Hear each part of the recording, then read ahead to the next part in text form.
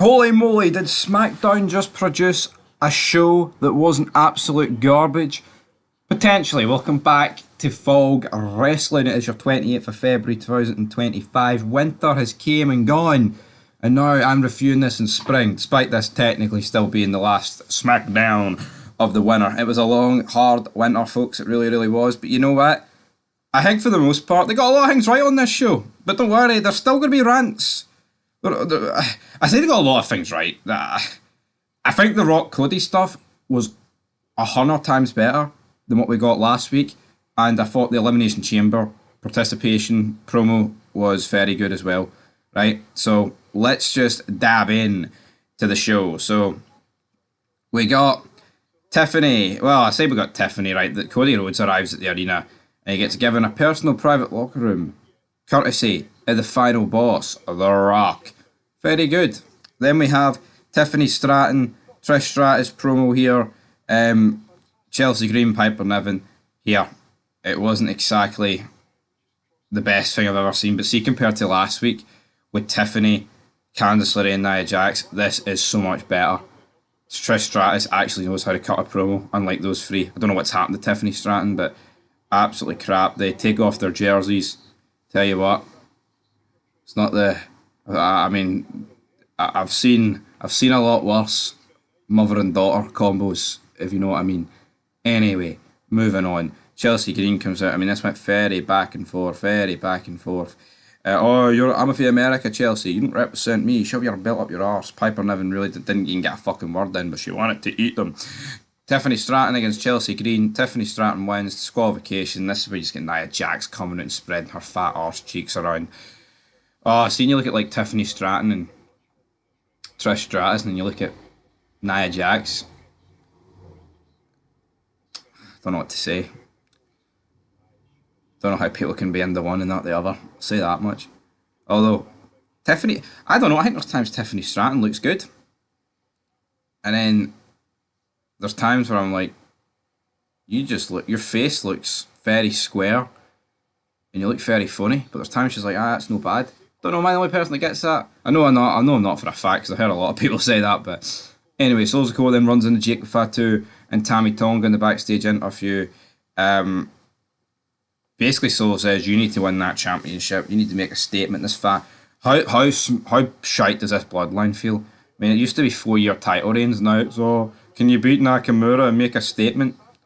Obviously, though, this triple threat, singles matches, triple threat shite tonight is absolutely crap. This was funny up next. So you got R-Truth and Cody Rhodes. And Truth was like, "Are you going to accept his offer?" Cody's like, "I don't know." And then Truth went, "Well, you know what? The Rock is the soul man for a reason." He's like, "I used to watch him and Tony Atlas tag when I was little." Then Truth's like, "You know what, Cody? Try not to be shellfish. Shellfish." Then a wee bit of Sean Connery there. Jacob Fatu defeats Andrade. I've seen somebody say Andrade's going to be the first person to go from WWE to AEW, back to WWE, back to AEW. I wouldn't be surprised in the slightest. I wouldn't be. I would not be surprised in the slightest if that's what he did, because this guy's a nobody, man. An absolute freaking nobody. He needs to go. I mean, his rise to the top was that he married Charlotte Flair. Well, guess what, folks? They're divorced. And as I said a couple of vids ago, he couldn't even main event his bedroom. He's a diddy, man. Alright? That's it. Move on. Just absolutely crap. Absolutely. Absolutely. Garbage he is. We then got backstage. Nick Aldis, he's scolding a bunch of jobbers. Who fucking cares, honestly? Santos appears and Nick's like, "Oh, you know what? You need to save your energy for LA Night." We then got a tag match. Street Profits against La Garza. DIY out here, no con. I'm moving on. Honestly, I'm not talking about DIY, folks. I can't do it. I can't bring myself to do it. Seriously. It is absolutely brutal. Why should I fucking come out here and talk about that? Right, then we got a John Cena video package that took place after a Cody and Drew segment. Kind of nothing in it, but, is Cody going to accept it? I like the fact this continued throughout the night, though, right? And they actually incorporated a lot of guys that could be taking on, Rhodes at Mania, right? And up next, Cena package interrupted by Drew. I thought this segment was good. Thought it was good. No, let's just talk about the elephant in the room. Seth Rollins, what are you wearing? And you know what? I listened to the haters video. It's a couple of weeks ago, or whatever. And he said like, 10, 15, 20 years ago, everyone would have said, Seth, what the fuck are you wearing? You absolute weirdo. But see now, everything's woke. Well, you can't say things like that. Ah, you can. People need to wise up. See what Seth Rollins is wearing. There is no way that should be on WWE television, right? Because it's not even a gimmick. It's not like they're like, oh, Seth Rollins comes out. Yeah, it's not his character. It simply just feels like that's what he likes to wear. That's what Tyler Black likes to wear. Honestly, Becky Lynch must be in the wee soy boys, because that's the only reason I can see she's with him, to be honest, folks, because I don't get it. No man should dress like that. No man in the fucking world should be dressing like that. Logan Paul buried him, basically said you look like fucking Lady Gaga threw up on a hanger, which I thought was good. We also had Drew McIntyre burying Cena, saying that he's not here. Cena's old. Back 2010, 2011 Cena, what would he have to say? He'd make fun of that bald spot that should have its own zip code. He also told some guy in the crowd that he stinks. You stink, mate. Scooby-Doo. Then we had, what happened? Yeah, basically all childish poopy jokes, which was funny. Priest came out, and then he's like, you're trying to say you're not obsessed with CM Punk, but you're sitting there cross-legged talking about him, which I thought was pretty funny. Seth Rollins, man. I can't stand him. These attires, man. You know what I mean? Like seriously. And I know it got referenced, right? And a few of them buried them for the attire, and rightfully so, folks, right? Because it absolutely needs buried. But it's like, you look at it and think, imagine this guy in the Attitude Era dressed like he wouldn't be in the main event scene. This guy's like the equivalent of Naked Midian. You know what I mean? Why is this acceptable? What is Seth Rollins fucking wearing here? CM Punk comes out, he's like, you know what, I'm going to wake up tomorrow, and if you guys don't feel like coming in because you're not good enough, then rein it in, because I'm walking out Chamber, taking on the Mania main event. Seth Rollins says, you're not main event Mania, not over my dead body. He said, you don't stand a chance, sir. It's gonna be me, said Seth Rollins, like, real CM Punk said, I kicked your ass for duty, profit, and tomorrow I do it for fun. Drew's like, alright then, that's me hit, that's me told. All the chants, they're gonna die tomorrow with you and your WrestleMania dreams. As Priest said to Drew, all you're going to do, Drew, is lose and then complain on the internet. And then Logan Paul comes out. Big John's music hits. That was pretty good. Logan Paul basically runs down everyone. He's a good talker. He says to Seth Rollins, like I've already read it one, he's like, you dress like you lost a bet. Fucking absolutely, man. I see if I lost a bet, I wouldn't wear this shit. That's how bad it is. But you know what? This was good. I enjoyed this, but Seth Rollins, as the attire, takes the seriousness out of the Elimination Chamber. It does. I don't care what you say. Like this feud here, you got all these guys coming out and talking, talking about this, talking about that, and then you've got Seth fucking Rollins dressed out here like this. Could you imagine that 2002? You know what I mean? Chamber match always by Saliva.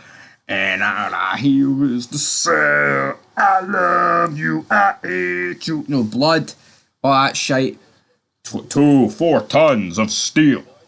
10 miles of fucking chain, and then Seth Rollins comes out dressed like this. It would just fucking butcher it really would. LA Knight defeats Santos Escobar. Brilliant. Sami Zayn cuts a promo with Kevin Owens. Sammy, you see me, I'm over here, Sammy. I'm in Toronto. We're not in the same arena. I'm in this arena and you're in that arena. They've already done this before. Oh, look, you're in the arena that SmackDown's in, but I'm in the arena that the pay-per-view's in. Oh, look at me. I'm edgy. I'm Fat Boy Owens, and I've got triple fucking chins. Fuck up. This was crap. This really, really was. Miz runs into Cody. He says, you know what? If you don't accept The Rock's offer, someone else will. Carmel Hayes picks up the victory against Braun Strowman. I get laughed at. Well, you're not laughing now, are you? No, I got laughed at in the preview by 8 Chins himself. And you know what? I predicted Carmelo Hayes to win, and he's got the job done. Fan, Dabby, Dozy. Title threat match soon to be. We then had Carmelo Hayes, not Carmelo Hayes, Bayley. Thanks Bayley and Naomi for having her back during the kickoff event earlier. No idea what happened on the kickoff event earlier. Who cares? May the best woman win. We then got a 6-man tag, or 6-woman, sorry. Bayley, Bianca Belair, Naomi versus Liv Morgan, Raquel Rodriguez, Roxanne Perez, etc. in a 6-man tag match. What did we make of this match? Not the worst women's match you'll see. The heel team win, which tells me a face is probably going to win tomorrow or today when I'm reviewing this. Brian Saxton in a promo with Charlotte Flair. Oh, I'll see her at WrestleMania 41. I can't stand Charlotte Flair, man. The pointing to the sign. You just know in that tag match she's going to be out there. Probably get the better of Tiffany or something and point to the sign. Because that's what I do. That's all she's got. That is all she's got. Shinsuke Nakamura then cuts a promo about a dog. He's like, a dog is satisfied with the scraps it fallen from its master's table. I'm no satisfied. Alright? I'm no satisfied. We then got Jacob Fatu cutting a promo. LA Knight, Carmelo Hayes. I'm the champion. I do it for the bloodline. Hey, Carmelo. Just sound like it's just something wrong with him, man. And people are like, oh my god, that phase media on Twitter. Oh, fire emoji, fire emoji, fire emoji. Oh, Jacob Fatu cutting a promo. Jacob Fatu, this is so good. It's fucking shite, man. Don't get it twisted. Jesus Christ. Is there anything less interesting than Jacob Fatu against Nakamura? Yeah, LA Knight versus Nakamura.